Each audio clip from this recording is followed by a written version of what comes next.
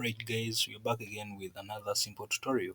So in this video, I'm going to be showing you how you can create simple virtual desks on your Chromebook. So with this, you can master your multitasking using these virtual desks.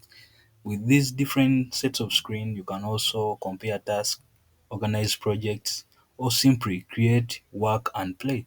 So in this simple tutorial, that's what I'm going to be showing you. So on your keyboard, the one you're seeing on your screen right now, there is a button called the Show All Windows button. So when you click it, it's going to display such a view. So in the upper right hand corner, there is the plus new desk. So add new desk. You can click it and create another virtual desk. So we have desk 1 and desk 2. So when you click desk 2, you can easily open up a completely different project. So we can come this side and open up a server. So imagine we are doing something about web development. So you can open up a server this side. Let's say you had something to do with it.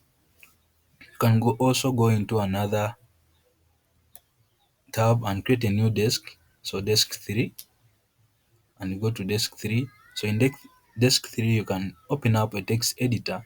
So the choice will be yours. So imagine you're having a lot of tasks or projects and you want to run them at the same time. So you can just easily create these virtual desks and be interswitching. So this side you may be on YouTube, then here come and check on your server, then come this side and write your code. So with this functionality, you can easily carry out your tasking stuff. So that's what I wanted to show you in this simple video. You can see how these virtual desks are important.